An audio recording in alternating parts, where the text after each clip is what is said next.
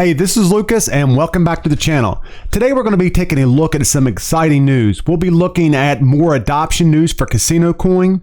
Novatti launches stablecoins on XLM and XRP. Another exchange lists XLM, and we'll also take a look at the tornado Cash Fiasco and what tokens I'm looking at now that there is privacy awareness in the crypto space. So stick around and I'll see you on the other side.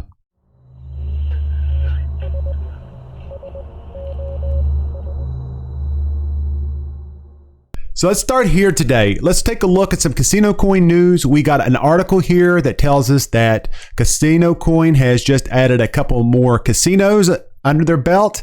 And the article says that we're excited to announce that Casino Coin has partnered with both JustBit and TrueFlip casinos. These are the latest online casinos to accept Casino Coin as a payment method integrated directly into the Casino Coin lobby. JustBit and TrueFlip join Rock'n'Rolla in the Casino Coin lobby, forging another major milestone for Casino Coin.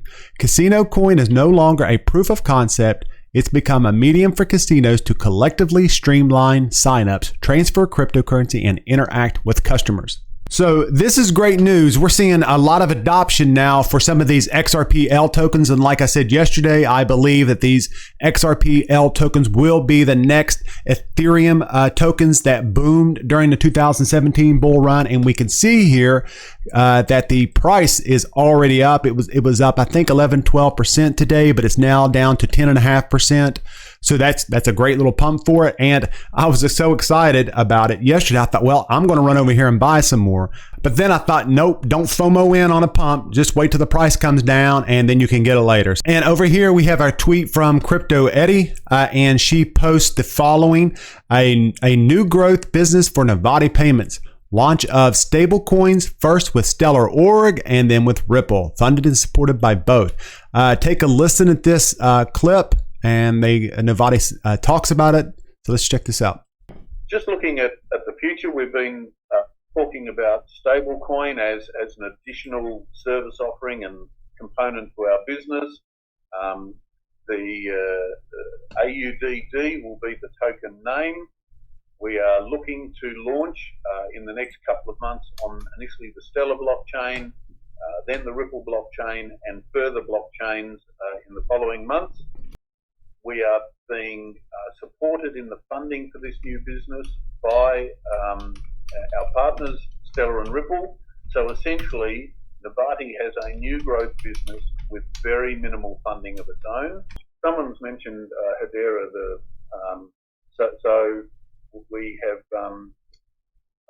myself and our manager for stablecoin were at a conference in Texas called Consensus about a month ago, and actually we had extensive conversations with them about actually getting them to also essentially incentivize us to bring their blockchain in as an additional network.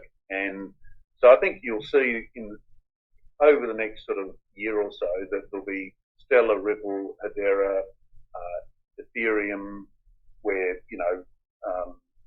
many stable coins have sort of started, but we'll bring on multiple blockchains, which in itself. And I forgot to mention it when I was reading the original tweet, but this gentleman does say that Hedera will also be one of the blockchains added into this network with stable coins. And make sure that you go over and follow Crypto Eddie. She's one of the best in the XRP community. She's smart and she knows what she's talking about. And over here we see that Robinhood has added support for Avalanche and XLM. It says that retail trading giant Robinhood has just announced that it now supports Ethereum challenger Avalanche and XRP rival Stellar XLM as the two altcoins enjoy rallies this month. Now, I'm not sure if XRP and XLM are rivals. One's doing one thing and the other's doing another. But it's good news to see Robinhood listing these two tokens. I think that Robinhood is one of these gateway exchanges where when people first start, Robinhood is one of the first exchanges that they learn about and get into. So that's big for adoption. And let's move on to some XRP news. We see that according to attorney John Deaton, more than 70,000 XRP holders have already joined in on a class action lawsuit against the SEC. The amount of support here has come a long way since the start of the lawsuit, where only 7 XRP holders were involved back in January 2021.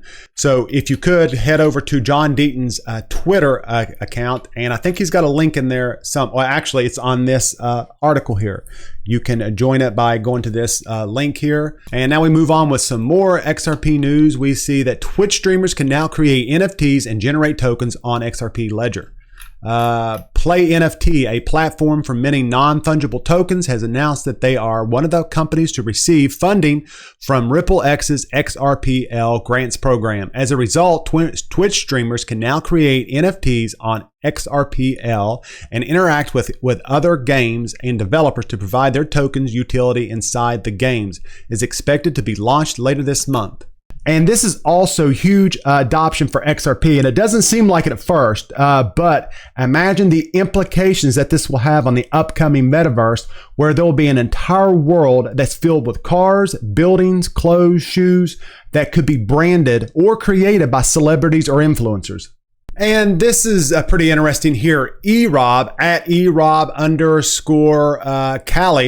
had a tweet, and it says that former senior SEC lawyer John Barry suggests XRP is more like Ethereum and Bitcoin, and it doesn't fit the Howey test. Let's take a listen. In litigation. Well, what's interesting, I mean, it goes to what I was talking about earlier, that, 2-3 years ago when the SEC started bringing all these cases, most of those cases, I think, for the most part, clearly fit within Howey. There were people who were using these tokens to raise money for something that hadn't even been created yet. And it was clear that they were marketed that way, and it was very clear. The SEC, I think, has gotten more aggressive. I think that the Telegram and Kik cases, I thought, were pretty aggressive cases. And I certainly would put Ripple in that category. I mean, you look at Ripple itself. I mean, it's a token that's been around since, I think, 2013. And it's a lot like this other currency called Ether, which is a lot like Bitcoin. Ether started, and the founders of Ether used the token to raise money to help build its platform. And now Ether is out there and can be used just like Bitcoin to buy goods and services. But the SEC has not and has never brought a case against Ether. And so I think that's an interesting comparison when you look at Ripple and Ether being so similar. Now, the SEC is going to point out certain things about Ripple that could make it different. Ripple, they would say, marketed its XRP, it's kind of an XRP token as an investment. Its founders made money by selling it.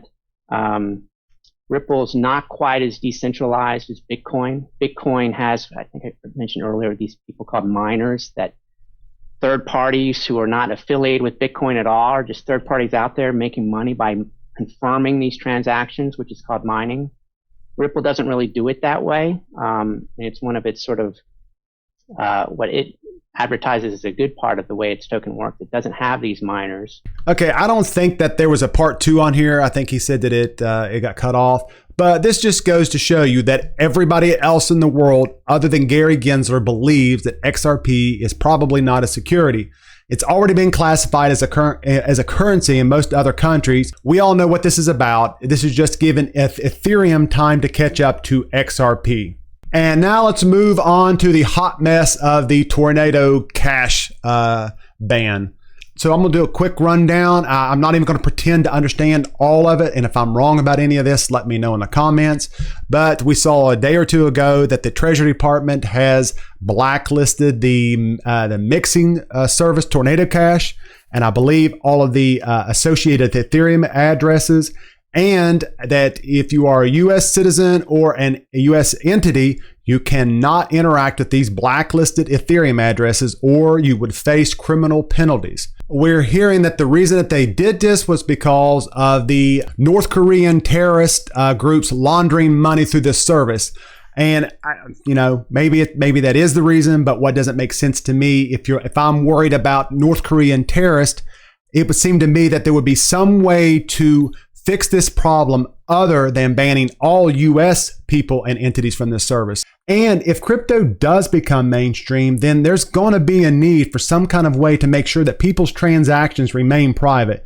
I mean, you don't want your nosy neighbor who might have transferred you some Ethereum and now he knows your address to comb through your everyday transactions. Also, let's remember what Justin Trudeau did a few months back when he invoked the Emergencies Act and went after the finances of protesters. And yesterday, Jeremy Allaire came out and basically addressed this. He says here in this part that this Tornado Cash thing, it raises extraordinary questions about privacy and security on the internet and the future of public internet digital currency. We have noted the tension between privacy and security as a policy matter. Yesterday, this stopped being an abstraction. Separately, I have shared this blog post which outlines our actions and suggests that some path forward for our industry. In short, this is a critical moment for the crypto industry to sharpen its focus on major policy issues tied to financial privacy. So Jeremy Allaire is calling this out. I think what's going to happen is our Congress is going to have to get together and really make some rules to the road for everybody to follow. What is legal, what isn't legal. So we'll see what happens. Let's hope that Congress gets their stuff together. And yesterday we saw an anonymous crypto user sending small amounts of Ethereum from Tornado Cash to celebrities and prominent crypto figures. This was to associate their addresses with the banned Tornado Cash addresses. And we see people like Jake Chervinsky call this out, saying that this underscores the Pandora's box that the U.S. Treasury may have opened by sanctioning autonomous blockchain-based software for the first time. There is good reason why sanctions have always been applied to entities, not technology. Treating Tornado Cash as an entity makes little sense. And for anybody else like me who wasn't for sure how this Tornado Cash worked, there is a pretty good video over on YouTube by a smart contract programmer. That's the channel, and it's Tornado Cash, how it works, DeFi plus zero knowledge proof. So that kind of helps you familiarize yourself with how these services actually work. So here's what I'm doing right now. This Tornado Cash thing has really put the spotlight and brought a lot of awareness to the absolute need for transaction privacy here in the crypto space. So I'm looking at projects that focus on transaction privacy. Now, I'm not advocating to do anything illegal. This is just what I'm doing. I'm just looking at projects that will or could help provide legally private transactions. And one of the projects that I'm looking at and buying more of is Zcash. And we saw Barry Silbert of the Digital Currency Group talk about last year, a year ago in April, how privacy would become a more popular investing theme. If we go down here, it says, in his first public interview in 8 months, Barry Silbert, co-founder and CEO of Digital Currency Group, placed an emphasis on privacy and privacy coins when discussing what protocols and areas he was following closely. So that's what I like about Zcash. I like the fact that there are some legit companies like Grayscale here who have a Grayscale Zcash trust. I like it that legit companies are supporting it. So that's one that I'm definitely buying more of. And another project that I'm only looking at this point, and note, let me repeat that. As a U.S. citizen, I am only observing and watching this project. And this project is Blockwall, and it advertises itself as a VPN for Web3. Now, how this works is you download their wallet. You would send this wallet your Ethereum from a centralized exchange or wallet, and then you would join a privacy pool inside of this wallet where you would be issued a new Ethereum address, and then your transaction would be completed from that new address. But here's the rub about this.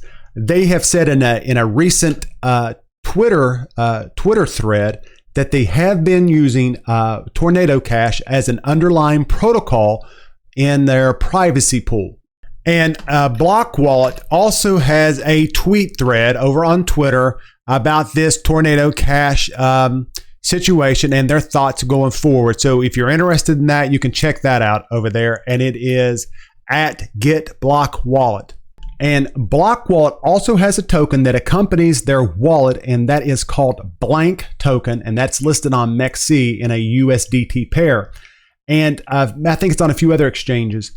Now, here's the deal. I don't know what's going to happen with this token. I don't know if they're going to come in and crack down and this token will have to be pulled. I don't know how this all works. This right now, we're at the very beginning of a lot of legal issues and laws and regulations, especially for U.S. citizens, that will basically determine what these companies are allowed to do. So here's the deal. With all the talk about privacy and large investors like Barry Silbert telling us that privacy will be a huge issue going forward for investing, I am trying to find small cap projects to have on my radar like Blockwall or Blank Token to invest in if and only if they are able to replace their privacy protocol with something that is legal here in the US.